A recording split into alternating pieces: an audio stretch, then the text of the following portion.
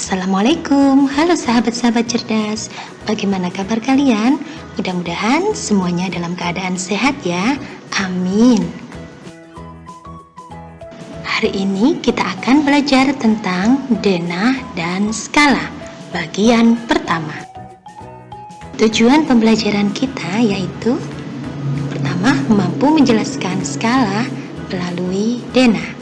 Yang kedua, menyelesaikan masalah yang berkaitan dengan skala pada denah. Di bagian pertama, kita akan belajar tentang denah dan arah mata angin. Apa itu denah? Denah atau peta merupakan gambaran yang menunjukkan keadaan suatu tempat atau wilayah tertentu pada bidang datar. Denah biasanya juga digunakan untuk menggambarkan posisi sebuah ruangan dalam sebuah lokasi tertentu. Misalnya, denah ruangan di sekolah atau rumah. Untuk bisa membaca denah atau peta, kita perlu belajar arah mata angin. Nah, berikut adalah contoh gambar denah lokasi. Nah, untuk bisa membaca denah lokasi ini, kalian perlu belajar terlebih dahulu tentang arah mata angin. Di kelas 3, kalian sudah belajar tentang arah mata angin. Yang sudah kalian kenal ada arah utara, timur, selatan, dan barat. Nah, di sini terdapat antara utara dan timur terdapat arah timur laut yang besar sudutnya 45 derajat ya.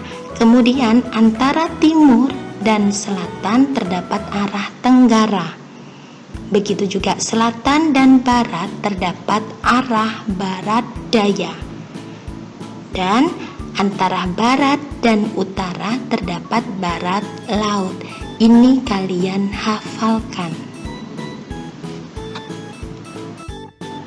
Membaca denah sederhana.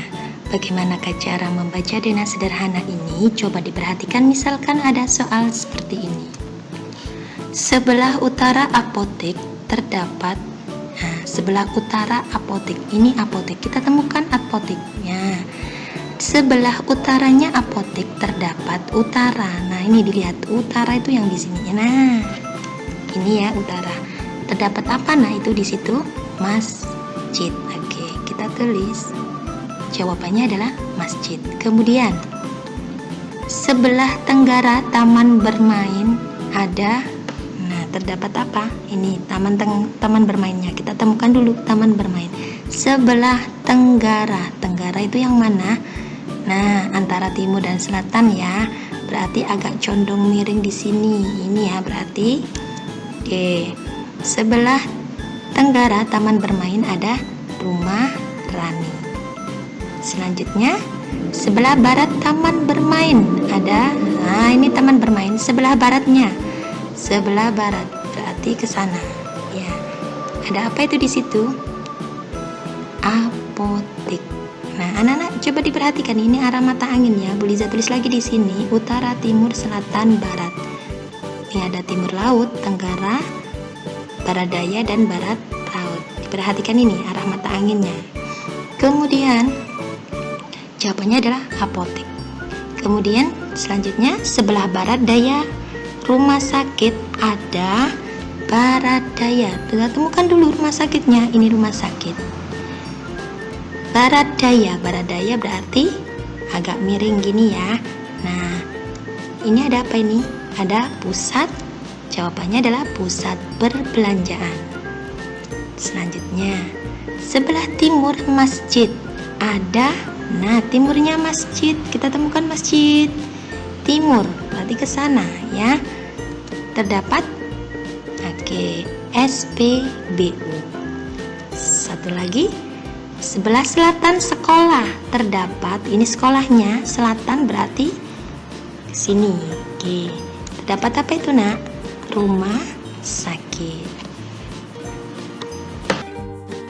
Sekali lagi untuk membaca denah sederhana agar lebih mudah kalian pahami lagi. Di sini ada denah ya. Kemudian Bu Liza tuliskan di sini arah mata anginnya. Jika soalnya seperti ini anak-anak, coba diperhatikan gambarnya ya. Soalnya misalkan seperti ini. Rumah sakit berada di sebelah titik-titik masjid. Nah, rumah sakit berada di sebelah mananya masjid. Nah, kita cari rumah sakit. Mana rumah sakit? Nah, ini rumah sakit.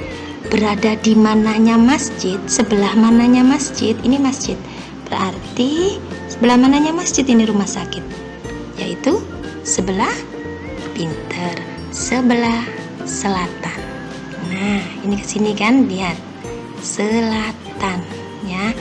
Kemudian gedung sekolah berada di sebelah titik-titik kantor polisi. Nah, gedung sekolah, ini gedung sekolah.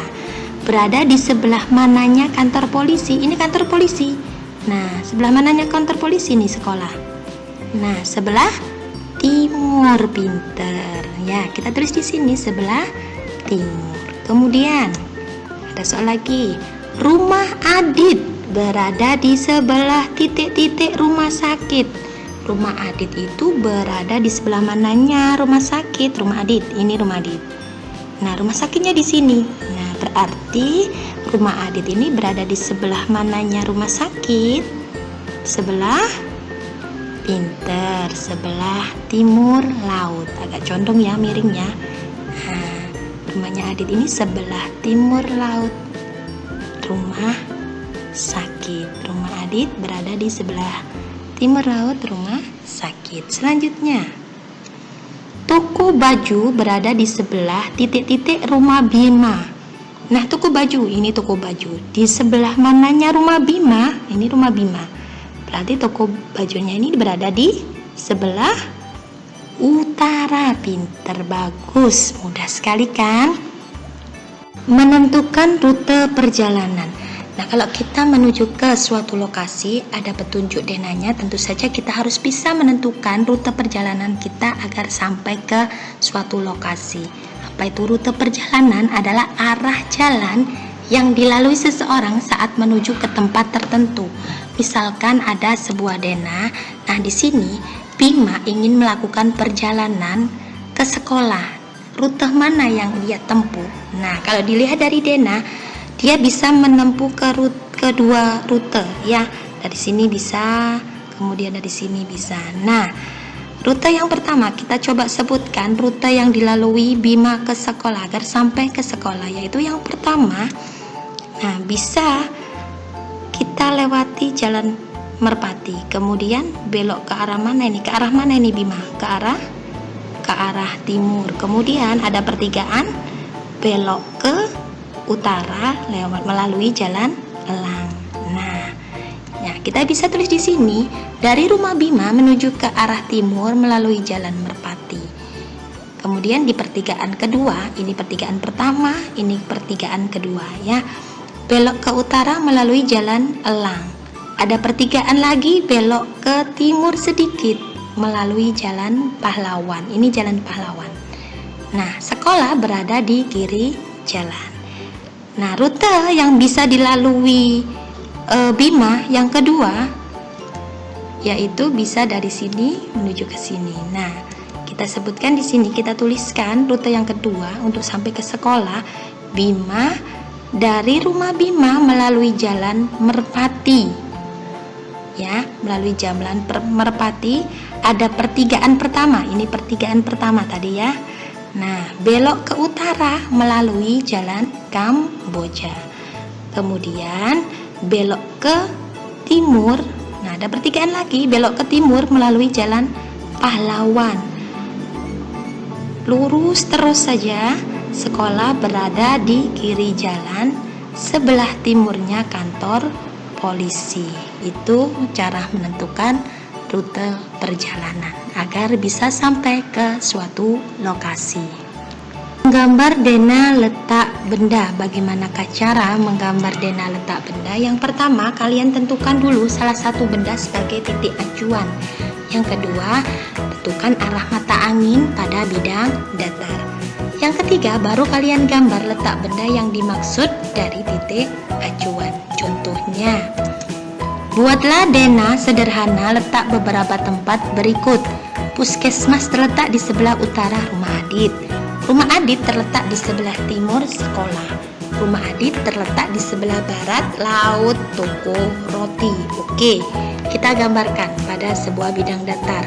Nah, kemudian kita tulis dulu arah mata anginnya. Nah, kemudian kita tentukan sebagai titik acuan, benda sebagai titik acuan. Kita pakai rumah Adit ya. Kita taruh rumah Adit di sini.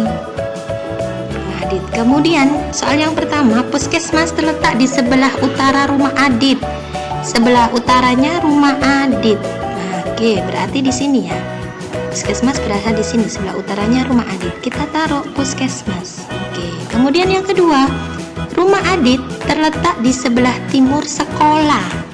Nah, rumah Adit berada di sebelah timurnya sekolah. Berarti di sini. Nah, oke, sekolah kita taruh.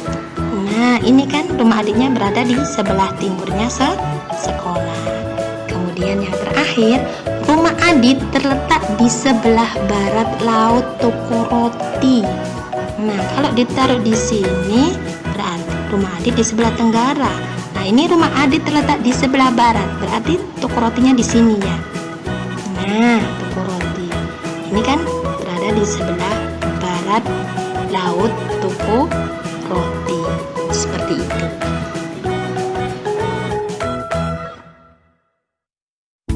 Sekarang kita akan belajar posisi benda pada bidang koordinat.